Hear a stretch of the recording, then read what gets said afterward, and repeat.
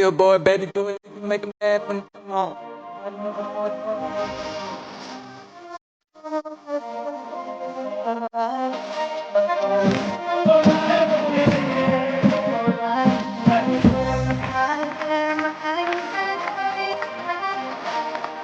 Appassionati di calcio, un saluto vi giunge dal Vincenzo Barone di Modica. Sono già sul terreno di gioco per la prima giornata del campionato di eccellenza. Il Modica di Giancarlo Betta ed il Milazzo di Antonio Venuto, che si gioca con una temperatura estiva. Attenzione al break del Milazzo genovese. Posizione regolare, Genovese si porta la palla su sinistra, prova il tiro a giro di Paolo Genovese, smanaccia Catelli.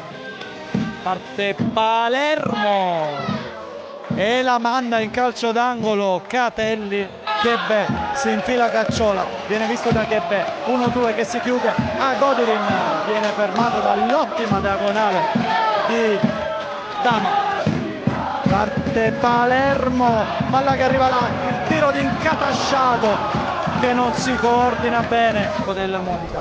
Palermo, il cross proprio per Prezzabile e gran parata di Caruso. C'è spazio per Palermo, il cross di Palermo a cercare di Prezzabile, Green ha segnato a Godirin.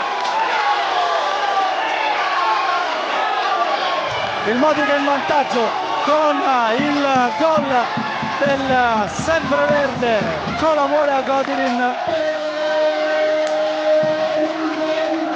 che ha ripreso la respinta di Caruso sul colpo di testa di Prezzabile. A Godirin prova il tiro ribattuto dalla schiena di Leo, gli applausi sono per Colamore a Godirin. E Cacciola che tira, palla che dà l'illusione del gol perché Caruso la smanaccia, arriva sulla sfera, ma l'arbitro mette il fischietto in bocca e quando sono trascorsi 55 minuti dall'inizio della ripresa dice che va bene così.